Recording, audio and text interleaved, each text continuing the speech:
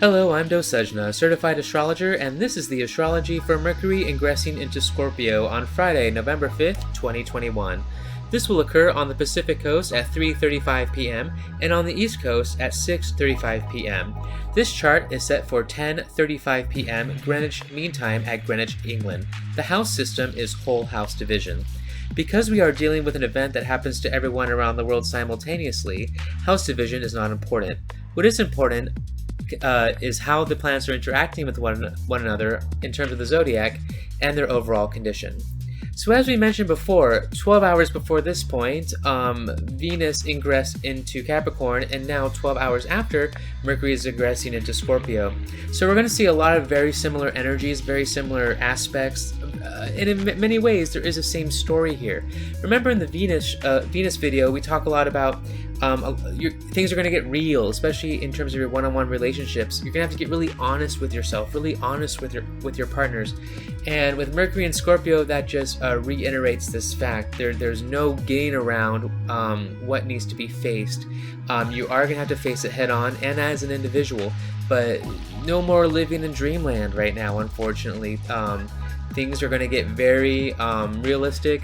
Weaknesses are going to become very apparent, and weaknesses, especially in relationships, and remember, not just romantic, platonic, familial, work relationships, all one-to-one relationships right now. The ones that are having issues are going to be unavoidable in those issues. So again, just a couple reminders. We have two ingress. Oops. There we go. We have two ingresses today. 12 hours ago, Venus went into Capricorn, and now we have Mercury going into Scorpio. So yeah, like I said, we're going to see a lot of similar energies, a lot of similar aspects, and we're going to talk about how both Venus and Mercury are working together, thankfully in harmony, because they have a very strong sextile now. So that is the solution. You'll notice with astrology there might be problems, but astrology always gives you a solution, kind of like in life.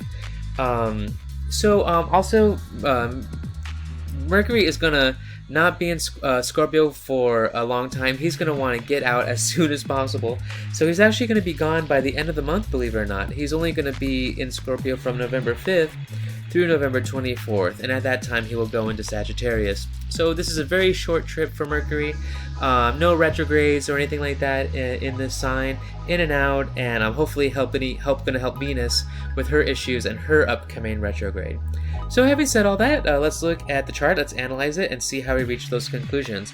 The first thing we're going to look at are the strength and weaknesses of the planets in terms of dignity and debility.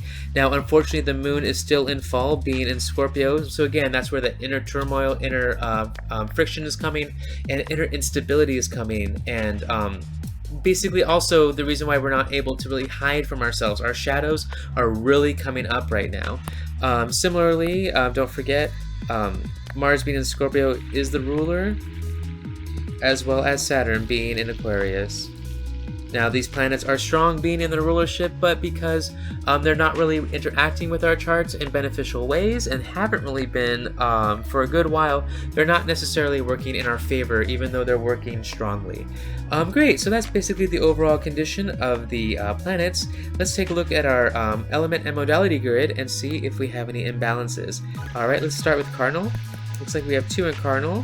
1, 2, 3, 4, 5, 6, 7. Wow, that fixed party is just getting bigger, right? Wow. And then no mutable. So again, remember in Venus now, I was saying that we're having problems with conclusions, ending things, resolving things.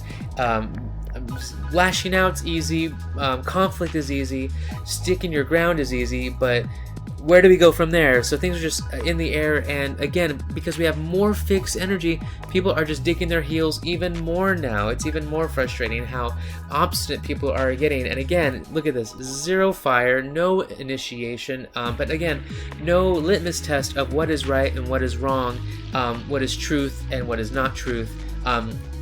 Those kind of things. We're losing all of that. We have no perspective. And the reason why, let's take a look. We have 2 air, 3 earth, 5 5 planets in water. So again, we've gotten even more stubborn and more subjective, more obstinate, and more just ignoring of any sort of truth.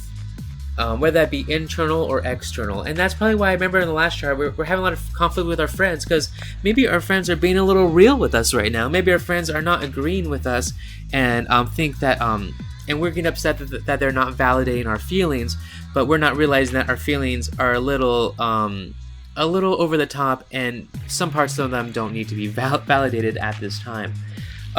So great, that's the element and modality. Great, let's take a look at the aspectarian. We're only going to look at the planets because we are working with the whole house system. That means that the ascendant and midheaven don't really matter. So we're going to look for applying aspects. These are aspects that are approaching, which means they are developing. They're still in play. So what we're going to do now is I'm going to go through and highlight all the ones with an A, because those are applying aspects.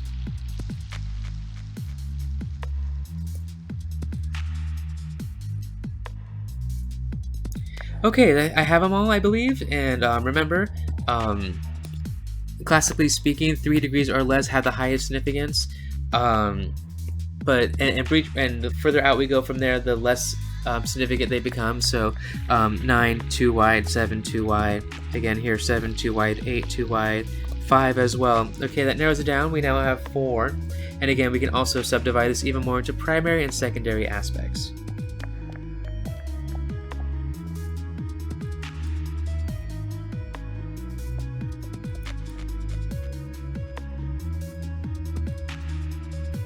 Great, so the first one I want to look at is the sextile, the very tight sextile between Mercury and Venus, which is incredible, because remember, they both ingress, so it makes sense that they're both sextiling, because they're both at a 0 degree of a sign, and those two signs just happen to sextile one another. So we have Mercury in Scorpio sextiling Venus in Capricorn, 0 degrees. So good news, bad news. The good news is that it's really easy to figure out what the problem is. It's really easy to get down to the heart of the matter, and it's very easy to communicate with your partner at this time because you are on that level. You know, you've been in relationships with these people for a while. You're driving with them. The bad news is that, again, these problems are unavoidable. The thing that you're not going to talk about your future, you're going to talk about, do you have a future, and you're going to look at your past. But the good news is that if you do work through that and you do process all that tension, all that stuff, it will be benefited. You will be benefited. But remember, with sextiles, and because we lack air, you need to do the initiation. You need to take that first step. And that's hard right now because people are just being incredibly stubborn and incredibly self-righteous and emotionally on emotional level and not a calm level. So I guess a little more irrational at this time. So that one is taken care of. The other aspect I want to look at was also in the Venus one. It was Mars in Scorpio squaring Saturn in Aquarius at 3 degrees. So again, just like last time, watch out for sketchy people, sketchy places, sketchy things. And again, Saturn though, at the same time, the more you lash out, the more Saturn is going to flash back. Kind of instant karma is what I'm basically seeing with this aspect. So just watch out. Don't try to, that saying all is fair in love and war is not going to really do you well if you go by that philosophy at this time, because Saturn and Mars are going to give you exactly what you deserve. So let's not even bother trying. So in terms of primary aspects, those are the two most important ones. The other two that are kind of secondary, I will count them because they are only 4, but they're still out of that range. The first one involves Mercury in Scorpio sextiling Mars in... wait a minute, that's not right. My apologies. Venus in Scorpio conjoining Mars in Scorpio at 4 degrees. And Venus in Capricorn sextiling Mars in Scorpio, and again at 4 degrees. So again, remember how I said last time, if your relationship's on a solid footing, sexual relationships are very beneficial right now. This kind of just ties into that. If you are on a solid footing, make-up sex could be very good and beneficial right now if you are indeed making up. Revenge sex, not so much. In fact, you will get caught. That's basically the energies we're dealing with here, in terms of the positive and the negative. So, great. I think we've distilled this a bit more. We have it a little more figured out. Let's now go up here and look at those primary and secondary aspects and start to put it all together. So again, the most important one here, and the answer, the solution to everything, involves Venus in Capricorn and Mercury, which has this ingress into Scorpio, and this great sextile they make. Again, getting to the heart of the matter with your partners right now is very beneficial. And now, if you're single, you're probably thinking, well, if I'm single, first off, remember, this is not necessarily romantic partners. This could be any type of partners, any type of relationship. But if you're single, issues with exes in this regard, where do we go wrong? How did I lead to our downfall, etc. And if you work through that, it will help to get over your exes if you're not over your ex at this time. But you will have to process that pain, and you will have to deal with the fact that you might have to let them go. Maybe your friends are getting tired of you venting about your ex, and this is the time to actually just drop it, figure it out, and process it. And this sextile between Venus and Mercury will help. It wouldn't surprise me if you called up an ex and went, hey, where did we go wrong? How did we go wrong? I'm not wanting to get back to you, but I just want to answer these questions. You might be able to get those answers, but again, you have to be emotionally cool, you have to be calm, and you have to be honest. Great. The other aspect that is important, and that was in the other chart with the Venus ingress, involves Saturn in Aquarius, Mars in Scorpio, and this 3-degree square they make with one another.